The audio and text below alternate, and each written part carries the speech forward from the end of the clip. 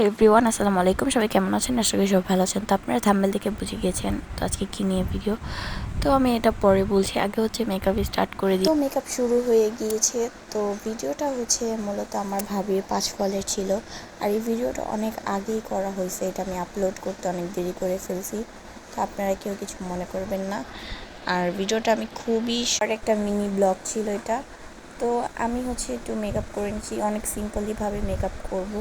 আর হ্যাঁ, আমার সামনে হচ্ছে কিছু নিউ মেকআপ টিউটোরিয়ালের ব্লগও আপলোড হবে, আপনারা সবাই দেখবেন। আর আমি হচ্ছে আমার রিবর্নিংয়ের ব্লগেও বলছিলাম যে আমি অসুস্থ ছিলাম, তো সব মিলিয়ে হচ্ছে আমি এই ব্লগটা আপলোড করতে অনেক লেট হয়ে গিয়েছে। এই ব্লগ অনেক আগে আমি করে রাখছি, এডিটিং করার জন্য আর কি টাইম পাই নাই, আর ব্লগ আপলোড করারও টাইম পাই নাই। তো আপনারা সবাই দেখে কমেন্ট করে জানাবেন।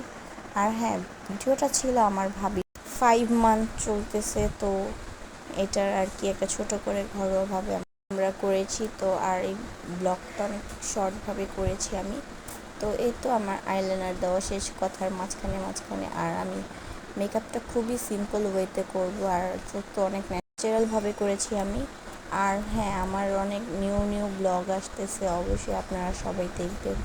আর আমি খুবই এখন ব্লগ আপলোডই করতে পারি না, হচ্ছে আমার পেজে আমি অ্যাক্টিভই থাকতে পারি না। তো যাই হোক, এখন অ্যাক্টিভ থাকবো, ব্লগ দেখবেন। তো ভাবিও রেডি হচ্ছে।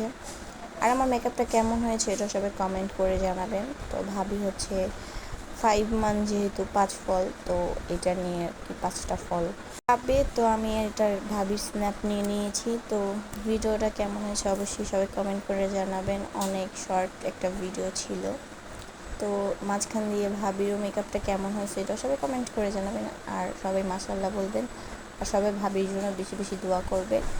আর আমার মেকআপটা কেমন হয়েছে এটা সবাই কমেন্ট করে জানাবেন। এই তো, সবাই ভালো থাকবেন। আল্লাহ হাফেজ।